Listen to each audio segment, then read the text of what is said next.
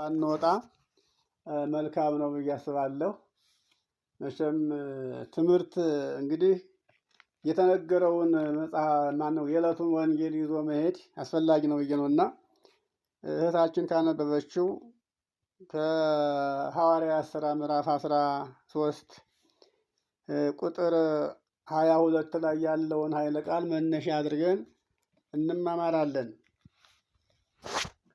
የሐዋርያት ሥራ ምዕራፍ 13 ቁጥር 22 ላይ ያለውን ኃይለ ቃል ስንመለከት እንዲህ ይላል። እንግዲህ እንደ ልቤ የሆነ ሰው ፈቃዴንም ሁሉ የሚያደርግ የእሴይን ልጅ ዳዊትን አገኘሁ አለ እግዚአብሔር። አያችሁ፣ እግዚአብሔር እንዲህ ነው። ዳዊት የበግ እረኛ ነበር። ከበግ ጥበቃ ነው የመረጠው እግዚአብሔር። እንግዲህ ከቤተ መንግስት የተወለደ የመንግስት ልጅ አልነበረም።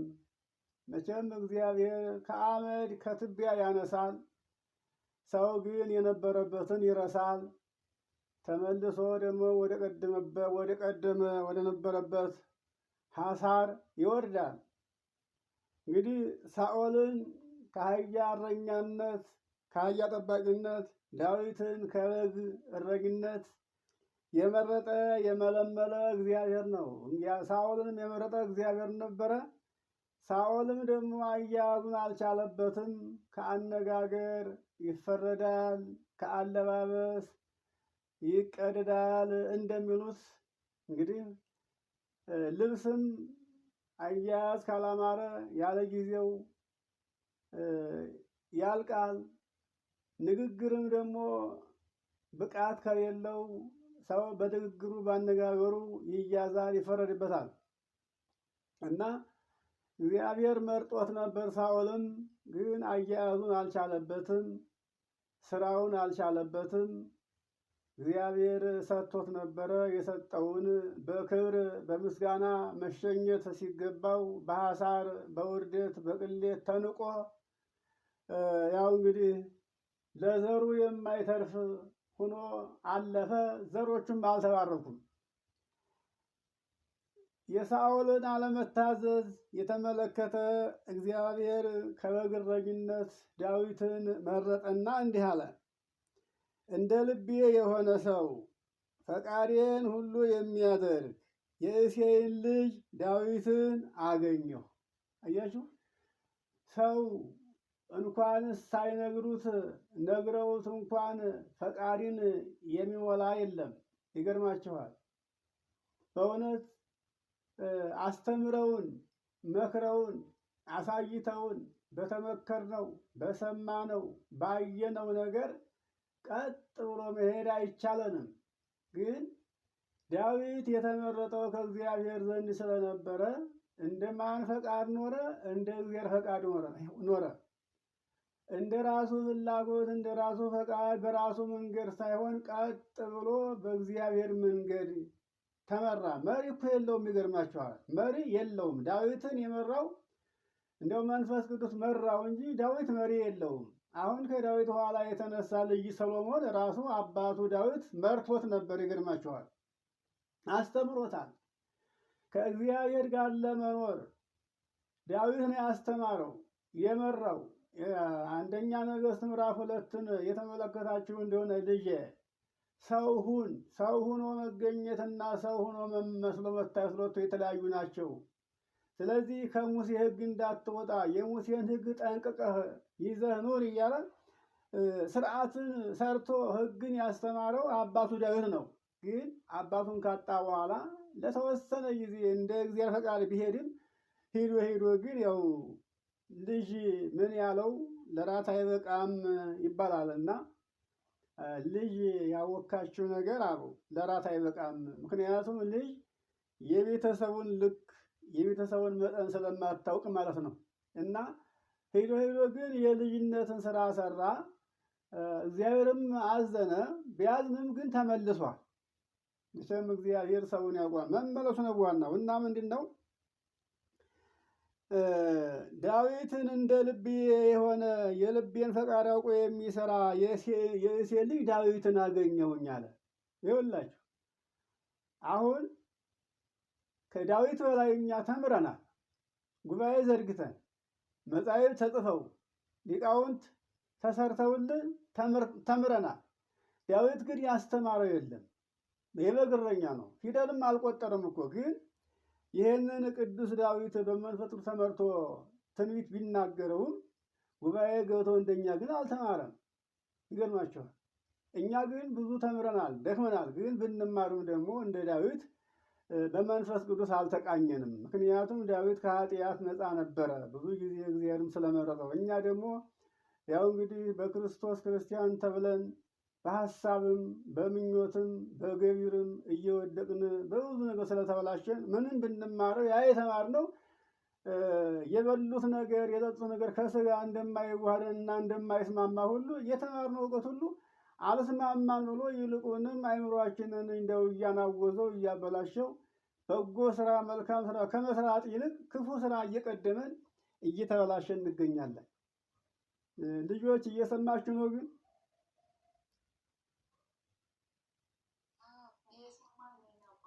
ጸጥ አላችሁብኝ። እንደው መልካችሁ አይታይም።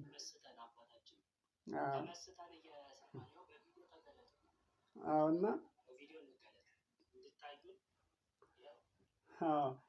እና ምንድነው አሁን እንደ ልቤ የሆነ ሰው አገኘው ዳዊትን ሲል እንግዲህ ዳዊት ብቻ ነው እንደ እግዚአብሔር ፈቃድ መኖር ያለበት? እስቲ ያስቡ። ዳዊትስ እንደ እግዚአብሔር ፈቃድ ኖረ። እንደ ፈቃዱ ስለኖረ ዳዊት በሰራው ስራ እንግዲህ ዳዊትን ተከተለን ከዳዊት ጋር ወደ መንግስቱ መግባት አይቻለንም። ይገርማቸዋል። በዚህ ዓለም ስንኖር ተደጋግፈን ተሳስበን መኖር፣ አንዳችን በአንዳችን ትከሻ መኖር እንችላለን። አንዱ በደከመበት እንጀራ ሁላችን በልተን ጠጥተን ረክተን መኖር እንችላለን። አንዱ በሰራው ቤት ሁላችን መኖር እንችላለን። ይገርማቸዋል። ያችኛይቱ ዓለም ግን በማንም ትከሻ ተንጠልጥሎ መሄድ መግባት አይቻልም። የእያንዳንዱ የራሱ የሆነ የሥራ ውጤት አለበት። ምክንያቱም ያ የነፍስ ስራ ስለሆነ ነፍስ በየራሷ ስራ ካልሰራች ስጋ አንዱ ስጋ በሰራው ይኖራል።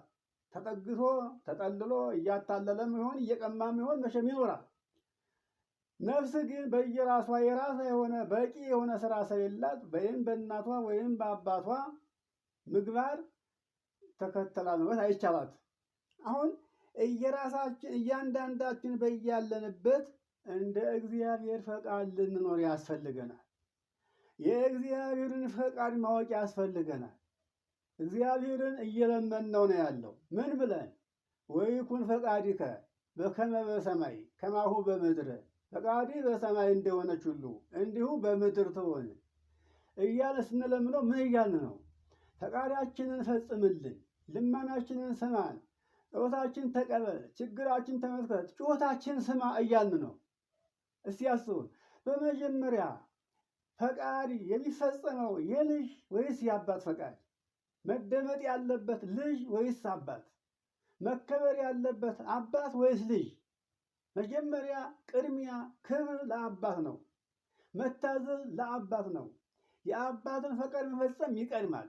አባት ፈቃዱ ከተፈጸመ ለልጁ የሚያደርገውን ልጁ ነግሮት ሳይሆን አባት ያውቃል። አያችሁ፣ እግዚአብሔር ለእኛ የሚሰራውን ስራ ነግረነው ሳይሆን የሚያውቀው ሳንነግረው ራሱ ያውቃል።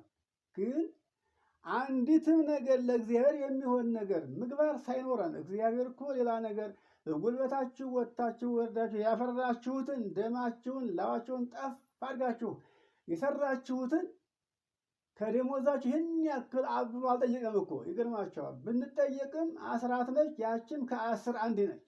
ከ10 1 ያችን እንኳን ለመስጠት እንንቀጠቀጣለን። በጣም የሚያሳዝን ነገር ነው። ግን ኃጢአት ለመስራት ሲፈለግ ግን ከደሞዛችን በላይ እናወጣለን። ለኃጢአት ከደሞዛችን በላይ እናወጣለን።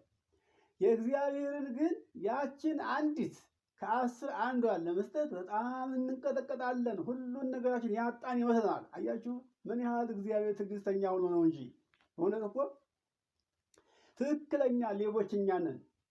አያችሁ ሰርቃችሁኛል እያለ በነቢያት ያናገረው እኮ እኛን እኮ ሌላ አይደለም።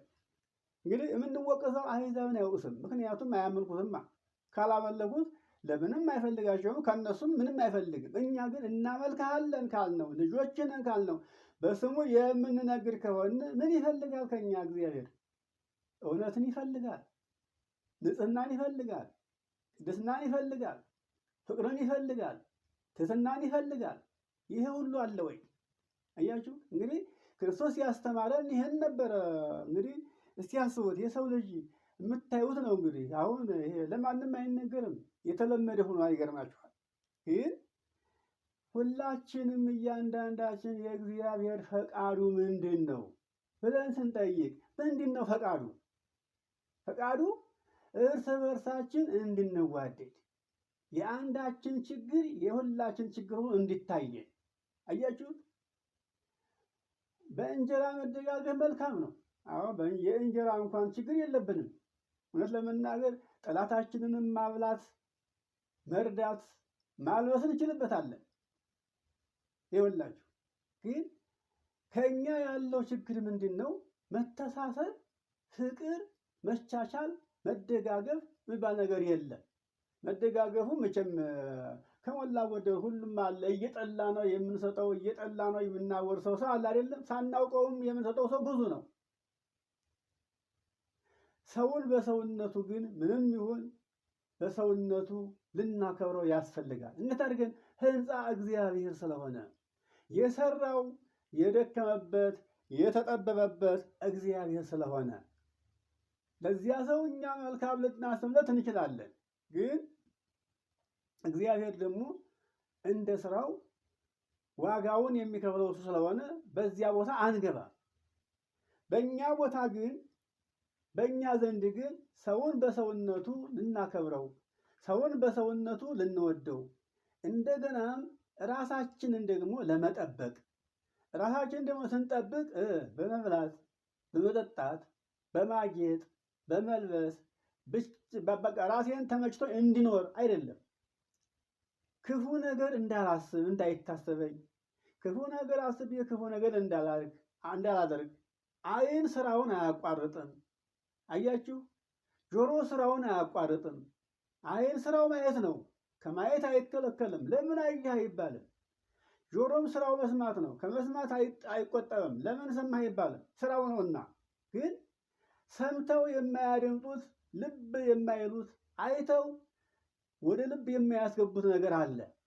አዎ ይህን ሁሉ መቼስ በመንገድ ላይ ያለ ሁሉ መንገድ ነው፣ መሬት ነው። ቶሎ አይረግጡትም። የሚረግጡትን ነገር ይፈልጉታል።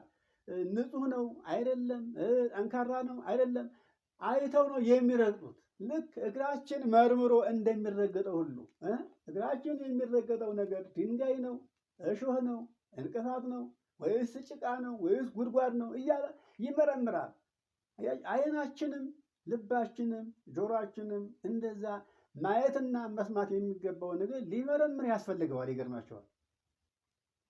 ይህ ሲሆን ነው እንደ እግዚአብሔር ልንመራ የምንችለው። ይህ ሲሆን እግዚአብሔርን እያከበር ነው፣ ሕጉን ለመጠበቅ እንግድዳለን። አያችሁት? እግዚአብሔር ደግሞ ሕጉ ከተከበረ ሌላ ምን ይፈልጋል? እንግዲህ አምላክህን እግዚአብሔርን ውደደው፣ አምላክህን እግዚአብሔርን ፍራው። እንግዲህ ይህንን በኦሪት ዘጸአት ምዕራፍ 20 ላይ ያለውን ነገር እስካሁን ድረስ ብዙ አይታችሁታል ብዬ አምናለሁ። ትእዛዙ ሁሉ እዛ ነው ያለው። አንተ ለራስህ እንደሚመችህ አድርገህ ለአንተ የማይሆነውን ለአንተ የምጠላውን ነገር ለሰው አታድርግ። ለራስህ እንደምትወደው አድርገህ ባልንጀራህን ወንድምህን እንደ ራስህ አድርገህ ውደድ የሚለው ነገር ስታስቡት አለ ወይ? አሁን ተንዷል እኮ ፈርሷል እኮ። እንደ ጥንት ከተማ ፈርሶ ተጥሏል። ይኸውላችሁ እንግዲህ ቦታ ሲያረጅ ምን ይባላል? ቦታ ሲያረጅ ጃርት ያፈራል ይባል የለም? ድሮ ሰው የነበረበት ከተማ አልባብ ሸት የነበረው ከተማ ሰዎች ጥለውት ሄደው ወና ሲሆን የነበረው ህንፃ ሁሉ ፈርሶ ባዶ ይሆንና ምን ያህል ጃርት ያፈራል። በውስጡ ያለው ሁሉ እንቁራሪት ይሆናል፣ አውሬ ያፈራል። ይኸውላችሁ አሁን ያ ከተማ የነበረው ያ አልባብ ሸት የነበረው ከተማ ማን ነው ያላችሁ? የሰው ልጅ አይምሮ ነው። የሰው ልጅ አይምሮ አሁን ጫካ ሆኗል። በውስጡ ምንድን ነው ያፈራው? አይጡ ማጉርጡ ነው ያፈራበት። አያችሁት? ደግ ነገር የሚያስብ ሰው የለም። አምላክ እንዳለ የሚያስብ ሰው የለም። ሁሉ እንደ ፍላጎቱ ይሄዳል፣ እንደ ራሱ ፍላጎት ይሄዳል። እንደ ኃጢአት ብቻ ገዛው እና ከዚህ እንድንነጻ ነው እንግዲህ የሚያስፈልገው። እና ዳዊት ሌላ ነገር ለእግዚአብሔር ያቀረበው ነገር የለም። ምንድን ነው ያቀረበው? የምስጋና መስዋዕት ነው ያቀረበው። እንግዲህ ዳዊት ለእግዚአብሔር በሬ አርዶ በግ አርዶ ደም አፍስሶ ያከበረው የተወደደው እግዚአብሔር እንግዲህ ስጋ ይበላ ደም አይጠጣ። መዝሙር 49 ላይ ስትመለከቱ እኔ ስጋ አልበላ እኔ ደም አልጠጣ የምስጋና መስዋዕት ሰዋልኝ አልኩ እንጂ ነው ያለው እኮ። ይገርማችኋል። እግዚአብሔር የምስጋና መስዋዕት ደግሞ ስንሰዋለት ምን ያስፈልጋል? እውነተኛ ልቡና ያስፈልጋል። ቅን የሆነ ልቡና ያስፈልጋል። ንጽህና የተመላ ሰውነት ያስፈልገዋል። በቅድስና የተመላ ሰውነት ያስፈልገዋል። ሐሰት ያልነፈሰበት፣ ስስት ያላደረበት፣ ቅናት ያላደረበት፣ ዘረኝነት ያላደረበት፣ ጎሰኝነትን የሚጠላ ከዚህ ነፃ የሆነ ሰብና በዚያ የቀረበ ምስጋና፣ በዚያ የቀረበ ጸሎት እግዚአብሔር መስዋዕቱ ይሄ ነው። መስዋዕቱ ለእግዚአብሔር መንፈስ የዋህ የእግዚአብሔር መስዋዕቱ ፍጹም የሆነ የዋህና ትሁት የሆነ መንፈስ ብቻ ነው። ይገርማቸዋል። ይሄ አለ ወይ ሲባል ደግሞ የለም። ቢኖርማ ኖሮ ዛሬ የምናየውና የምንሰማው ነገር አይመጣም ነበረ። ይኸውላችሁ ይህን መከራ በራሳችን የጠራ ነው። ይሄ መከራ ካልጠሩት አይመጣም። ይገርማቸዋል። ሰው አይገባንም እንጂ አናስተውለውም እንጂ ካልጠሩት በስተቀር ውሻ ራሱ ካልጠሩት እኮ አይመጣም። ውሻ ራሱ ይገርማቸዋል። ና ብለው ክቲ ክቲ ካለ ውሻ አይመጣም። ሲጠራ ነው የሚመጣው። እና ይሄ መከራ የጠራ ነው እኛ ነን፣ የሳምነው እኛ ነን። ይግን በምናችን ያልን እንደሆነ ቀና ብለን ሰማይን ባለማየታችን፣ ህሊናችን ባለመግዛታችን፣ እውነተኛ ባለመሆናችን፣ ስጋዊ ፍላጎታችን ስለገዛን በየሜዳው ተንበረከክን፣ በየሜዳው ወደቅን። ያውም ደግሞ ያለ ባህሪያችን። የሚያሳዝን ነገር ያለ ባህሪያችን። እስኪ አስቡት። አሁን የሰው ልጅ የሆነ ያለውን ታውቁታላችሁ፣ ታያላችሁ። መቼም በዚህ ዘመን እንኳን ይሄ ሰዓት የላሰው ወጣት ቀርቶ ሽማግሌው እንኳን ስንቱን አውቆታል። ይገርማችኋል። አሁን ሽማግሌዎቹ ከዚህ ዘመን ጋር አልተገናኙም፣ ግን እየሆነ ያለውን እያዩትና እየሰሙት ይገርማቸዋል። ምን አይነት ጊዜ መጣብን ይላሉ። ይገርማቸዋል። ወጣቱማ መቼም እንደ ባህሪ አድርጎ ስለያዘው አስቡት። እና ያለ ባህሪያችን ያለ ነው። ባህሪያችን ምንድን ነው ያላችሁ እንደሆነ ባህሪያችን እስኪ አስቡት። ለአዳም ባህሪ የምትስማማ ባህሪ ማን ነበረች? ሔዋን ነበረች። ለባህሪው የምትስማማ ሔዋን ተሰጠችው። ለባህሪዋ የሚስማማ አዳም ተፈጠረላት። አያችሁ። አሁን ያ አለው ስትሉ ሁሉ ሰው ባህሪውን ከባህሪው ወጥቷል። ባህሪውን ስቷል። አያችሁ። እስኪ አስቡት። ዘርን ያህል ነገር የእግዚአብሔር ዘር ወደፊት ስንት ስራ ይሰራበታል ተብሎ የታሰበው እየባከነ እኮ ነው ያለው፣ ያለ ቦታው እየፈሰሰ። አያችሁ። ላይበቅል አስቡት። እንግዲህ እግዚአብሔር በውስጣችን ያስቀመጠው ዘር ይህን ዓለም እስከሚያሳልፍበት ዘመን ድረስ እየተተካ እሱን የሚያመሰግን ነቢይም ይወለዳል፣ ሰማዕትም ይወለዳል፣ ጻድቅም ይወለዳል። ግን እኛ ያን ዘር እያበላሸ ነው። ንጹህ ዘር። በጣም ይገርማቸዋል። አሁን ይሄ ንጹህ ዘር ይሄን ማን ያስባል? ይሄንን አስቦ ስለዚህ አሁን የሚዋጋ እኮ የለም። ለምን ይሄ ሆነ የሚል የለም እኮ። ይልቁንም ፈቃድ እየሰጡ ነው ያሉት። እነማን? በዋናነት ያሉት። አያችሁ። ይሄንን ያየ እግዚአብሔር ታዲያ ምን ይበል? ምን ይፍረድ?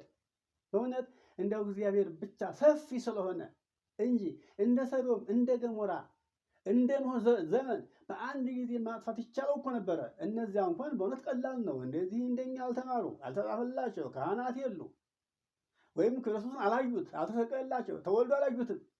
እኛ እኮ አይተን ነው የምንሰራው ሁሉ ጉድ። እና እንደ ቅዱስ ዳዊት እንደ እግዚአብሔር የልቡን ሐሳቡን አውቀን የምንሰራ ልጆች የሚገባን ለኛ ነበረ። ግን በዚህ መንገድ አልተጓዝንም። አያችሁት? አልተጓዝንበትም፣ አልተጠቀምንም። ከሚጠፉት ጋር ተስማማን፣ አንድ ሆን፣ አብረን ለመጥፋት ዝግጁ ሆን። ይኸውላችሁ እንግዲህ አይምሯችን ነሳን፣ ማን? ጥላት። አይናችን ጨፈነ፣ እንዳናይ እንዳናስብ። ይገርማችኋል። እና እንግዲህ ዳዊት ማለት እግዚአብሔር እንደተናገረው እንደ ልቤ የሆነ ሰው ዳዊትን አገኘሁኝ አለ። ይኸው የሚያደርግ የእሴይ ልጅ ዳዊትን አገኘሁኝ። ይሄ ዳዊት ከየት መጣ? እንደ ዳዊት መጣውን ስናስብ ይኸውላችሁ እግዚአብሔር ምርጫው ይገርማችኋል። እኛ እግዚአብሔር ከአብርሃም ዘር ብቻ ክርስቶስ እንደተወለደ አድርገን ነው የምናስበው። እሱ ግን ዘር አልለየም። ከአሕዛብም ከአብርሃም ዘር ነው የተወለደው። የዳዊትን ዘር በጥቂቱ እንመልከት። እንግዲህ ዳዊት ማለት የማን ነው ልጅ ብላችሁ እስካሁን ታውቃላችሁ ብዬ አምናለሁኝ። የሩት ልጅ ነው። የሩት ልጅ ሩት ማለት የሞዓብ ተወላጅ የአሕዛባዊት ናት። አያችሁት? በየት ተገናኙ ያላችሁ እንደሆነ እንግዲህ ኑኃሚን ነች። ለዚህ ሀረጓ ኑኃሚን ናት። ኑኃሚን ሀገሯ ችግር ሆነባትና በችግር ምክንያት ባሏን አቤሜሌክን ልጆቿን መሐሎንና ኬሌዎንን ይዛ ሞዓብ ሀገር ሄደች። በሞዓብ ሀገር ለልጆቿ ለመሐሎንና ለኬሌዎን ሚስት አጨች። አንዷ ሩትና ኦርፋ ናቸው። ልጆቿና ባሏ ግን በዚያ ሀገር ሞቱ። አያችሁ፣ ከ10 ዓመት በኋላ ሀገሯ የነበረችበት ሀገሯ ጊዜ ገጥሞት ያ የችግሩ ዘመን አልፎ የጥጋብ ዘመን ሆነ ሲሏት ወደ ሀገሯ ስትመለስ ምራቶቿን ተሰናብታ ስትነሳ አንቺን የበላ አውሬ ይበላናል፣ ሀገርሽ ሀገራችን፣ ዘመድሽ ዘመዳችን፣ አምላክሽ አምላካችን ተከትሏል። ልጆቼ ከእንግዲህ እኔ አርጅቻለሁ አፍጅቻለሁ፣ ለእናንተ ባልም ይሆን አልወልድም፣ በዚሁ በሀገራችሁ ባላግብታችሁ ኑሩ ብላ ስትላቸው ኦርፋ እሺ ብላ ተመለሰች። ሩት ግን እምቢ ብላ ተከተለቻት። አስቡት እንግዲህ ከሀገሯ ከገባሽ በኋላ ግን የባሏ ዘመድ ወረሳት። አስቡት፣ የባሏ ዘመድ እንግዲህ እንደ ሕጋቸው ታሪኩን እዚህ ላይ አናስፋም። ማየት ከፈለጋችሁ መጽሐፈ ሩት ምዕራፍ 4ን አንቡት። በደንብ ታሪኩን ሰፋ አድርጋችሁ ማየት ትችላላችሁ። የባሏ ዘመድ የመሐሎን የባሏ ዘመድ ሆነ ወረሳትና አገባት። ሲያገባት ማን ተወለደ? ኢዮቤድ ተወለደ። እዩት እንግዲህ ኢዮቤድ ማንን ወለደ? እሴይን ወለደ። አያችሁት? እሴይ ማንን ወለደ? ዳዊትን ወለደ። እንግዲህ ይሄ የዳዊት እናት እንግዲህ ማኖች ሩት ሆነች። እንግዲህ እግዚአብሔር ከአብርሃም ዘር ሲወለድ እናቶቹ ግን 3 እናቶች አሉ። አንደኛይቱ ኦሪት ዘፍጥረት ምዕራፍ 38፣ ሁለተኛይቱ ደግሞ ረአብ ነች። እሷን ኢያሱ ምዕራፍ 6፣ ሶስተኛይቱ ይች ናት። ከነዚህ እናቶች ነው የተወለደው እግዚአብሔር። አስቡት እንግዲህ የዳዊት ልጅ የተባለው አባቱ ዳዊት ሲሆን ሐረጉ ይሄ ነው። ይገርማቸዋል። እና እግዚአብሔር ሰውን ሲመርጥ እንዲህ ነው። የአብርሃም ዘር ነው የእዛ ዘር ነው አይልም። መመረጥ መልካም ነው፣ መታደል ነው። እና ፈቃዴን የሚያደርግልኝ የእሴይ ልጅ ዳዊትን አገኘኋልና ከዚህ ሰው ዘር አለ ከዚህ ሰው ዘር እግዚአብሔር እንደ ተስፋው ቃል ለእስራኤል መድኃኒትን እርሱ ኢየሱስን አመጣ። አያችሁ፣ ከማን ዘር? ከዳዊት ዘር። ይኸውላችሁ እንደ ልቤ የሆነ ሰው ፈቃዴን የሚያደርግልኝ ሁሉ የእሴይ ልጅ የሚያደርግልኝ የእሴይ ልጅ ዳዊትን አገኘሁኝ አለና ከዚህ ሰው ዘር አለ። ይሄ ሰው ማን ነው? ዳዊት ነው።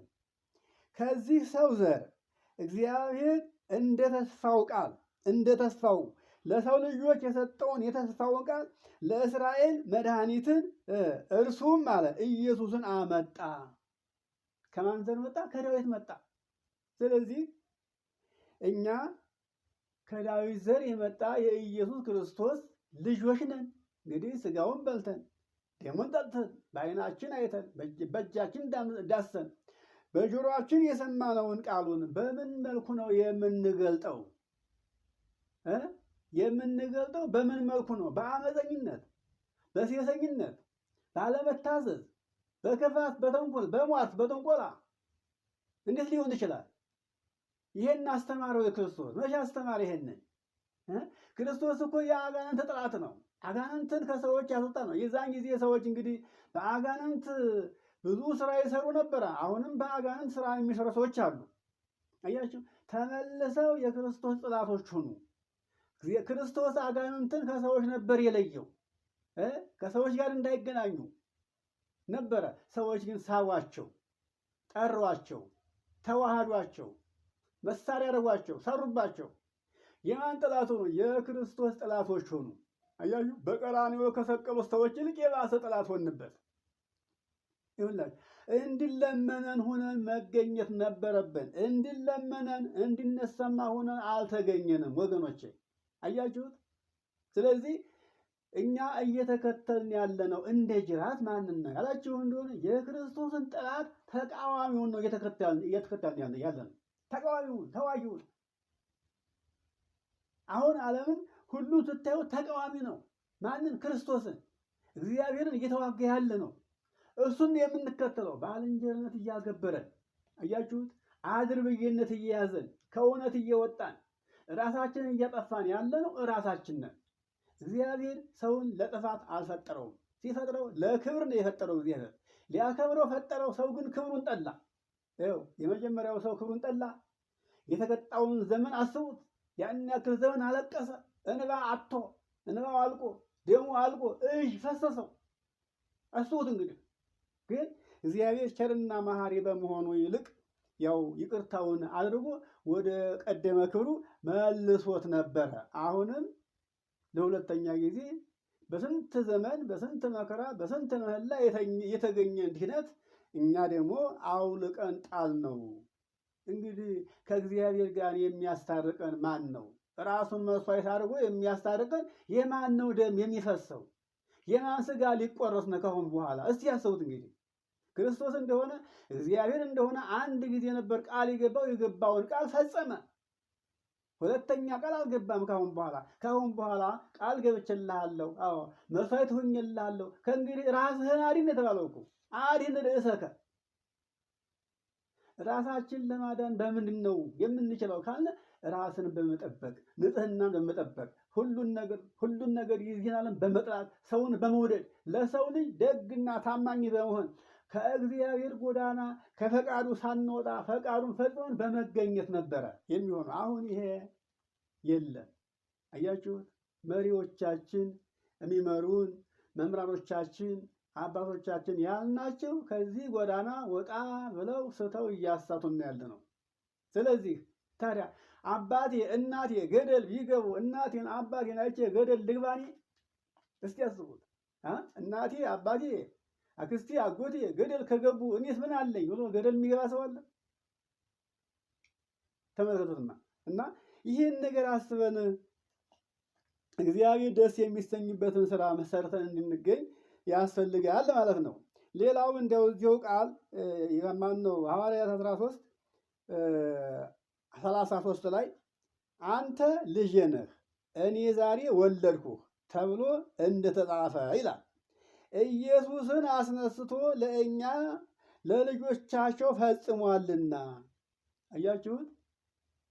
እንግዲህ ይሄንን በነቢዩ በዳዊት ነው ያናገረው እግዚአብሔር። አንተ ልጄ ነህ እኔ ዛሬ ወለድኩህ ተብሎ እንደተጻፈ መዝሙር 2 ላይ ይሄንን ኃይለ ቃል ታገኙታላችሁ። እንግዲህ ይሄንን ያለው እግዚአብሔር በትንቢቱ በዳዊት ትንቢት አናገረ። ይሄን ሲያናገር ለማን ነበረ? ለክርስቶስ ነበር ያናገረው።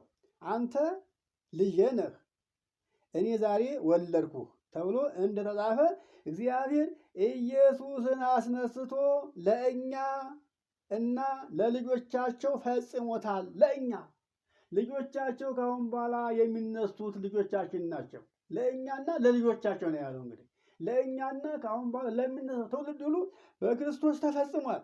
ስለዚህ እንደገና ወደ መበስበስ እንዳይመለስ፣ አያችሁ፣ እንዳይመለስ ፈርሶ በስሶ እንዳይቀር የሰው ልጅ ሞት አለ፣ ሞት አይቀርም። ከሞተ በኋላ ግን ፈርሶ በስሶ እንዳይቀር በትንሣኤ ዘጉባኤ ጊዜ ንዑ ቡሩካኑ ላቡየ ተብለን እንድንጠራ ማቴዎስ ወንጌል ምዕራፍ 25 ላይ ቁጥር 34 ላይ እንዳለው ማለት ነው። እንግዲህ እናንተ የአባቴ ቡሩካን ዓለም ከተፈጠረ ጊዜ ጀምሮ የተዘጋጀላችሁ መንግስት ውረሱ ተብለን እንድንጠራ በቀኙ እንድንቆም ማለት ነው። እንግዲህ አስቡት። ይህንን የመሰለ ተስፋ የተሰጠን ሰዎች ነበረ። ግን እኛ ተስፋችን አልጠበቅነውም። ከጎዳናችን፣ ከመንገዳችን፣ ከሀሳባችን ወጣን። ሀሳባችን ሁሉ ቀጥሎ የቆመው ኃጢአት ላይ ነው። እንዴት አድርገን እናስበው እግዚአብሔርን? እግዚአብሔር ጋር ተገናኝቶ አንድ ሆኖ ለመኖር የሚያስፈልገን ንጽህና ነበረ፣ መተማመን ነበረ የነበረበት። ግን አልሆነም።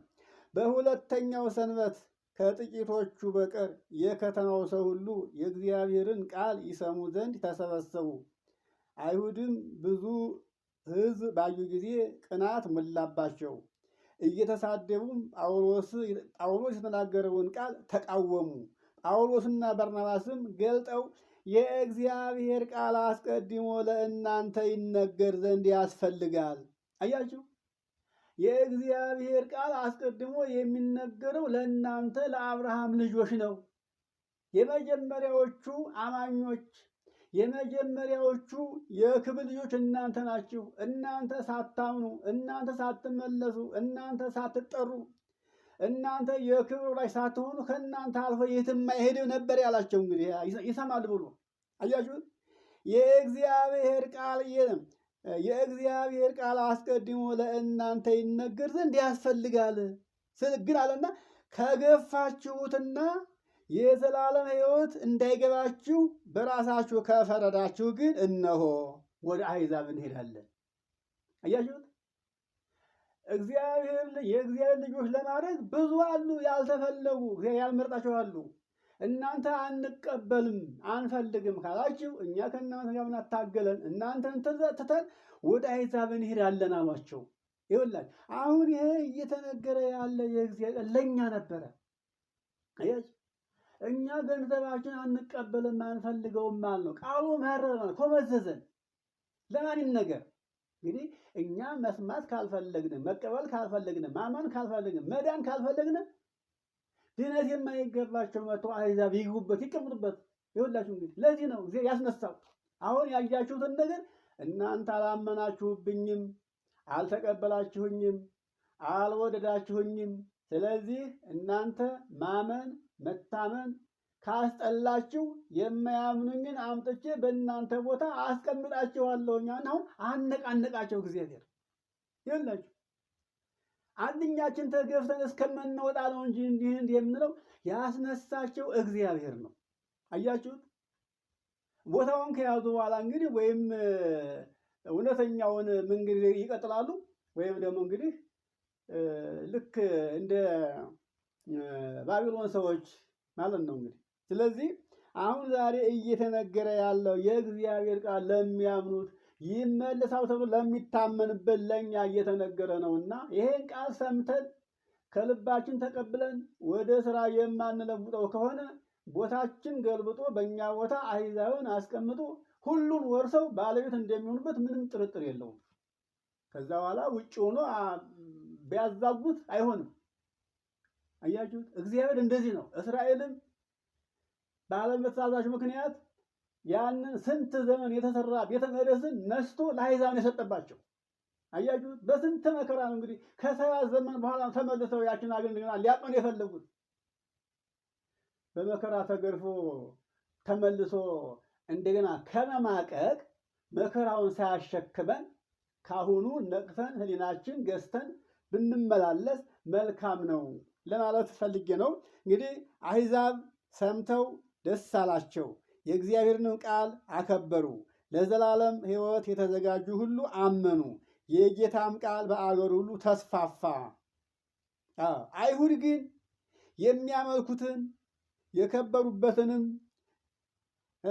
ይቃወሙ ነበረ። ይገርማቸዋል። አሁን ሌላ ቦታ አልገባሁኝም። ይኸው እየተነበውን ነው። እንዲያው አለፍ አለፍ ብዬ እነግራቸዋለሁ።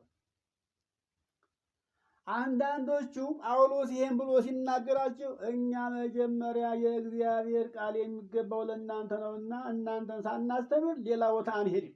አየው እንዘሃሎ ርሁብ ውስተ ቤትከ ኢታውፁ አፋ የሚለው ቃል አለ።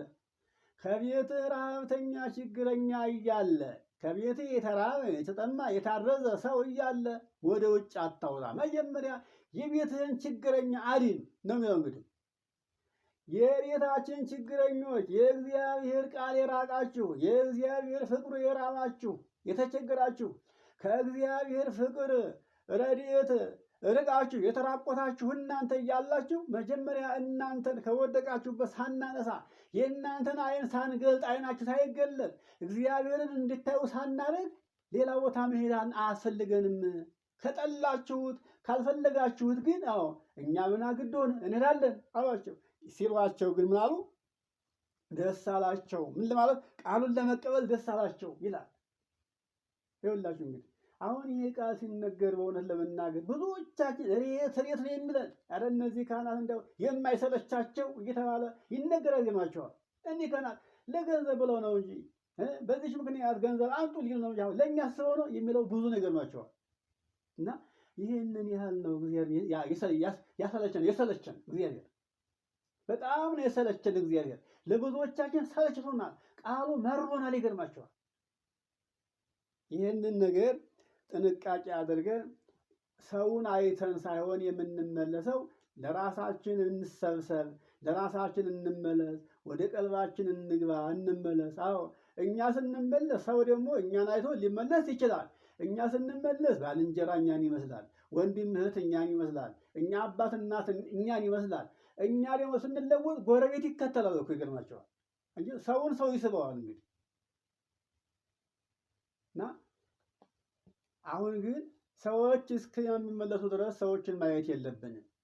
ለሰዎች ብርሃን መሆን ያለብን እኛ፣ ለሰዎች መንገድ መሆን ያለብን እኛ። ከፊት መምራት አለብን። በምን? በመልካም ስራ፣ በጽድቅ ስራ፣ በእውነተኝነት ከኃጢአት በመመለስ ንስሐ በመግባት መንገድ መሪ መሆን አለብን እንጂ ጅራት መሆን የለብንም። ሰዎች መንገድ ፈልገው መንገድ አግኝተው እስከሚሄዱ ቁመን መጠበቅ የለብንም።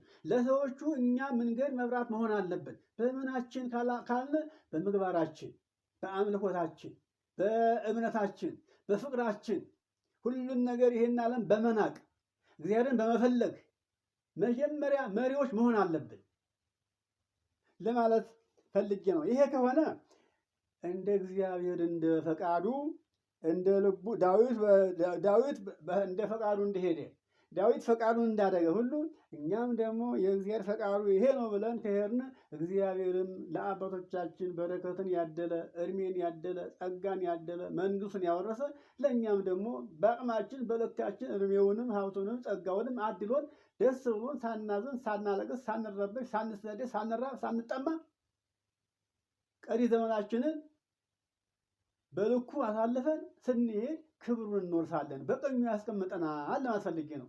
እንግዲህ ይህን ይመስላል። እንግዲህ ይበቃናል ብዬ አስባለሁ። የመከረን ያስተማረን አምላካችን እግዚአብሔር ክብርና ምስጋና ለእርሱ ይሁን። እኛም ደግሞ ሰምተን ለመጠቀም ያብቃን። የሐዋርያት ሥራ ምዕራፍ 13 እንደ ልቤ የሆነ ሰው ፈቃዴን የሚያደርግ የእሴይን ልጅ ዳዊትን አገኘሁ ያለው እግዚአብሔር ደስ ብሎት ነው። ዳዊት ሌላ ነገር ለእግዚአብሔር ያመጣው ያቀረው ነገር የለም፣ ግን የምስጋና መስዋዕት ንጹሕ ምስጋና አመሰገነለት። ኃጢአት አልሰራም አይደለም። ዳዊት ኃጢአት ሰርቷል፣ ግን አወቀበት፣ ንስሐ ገባ።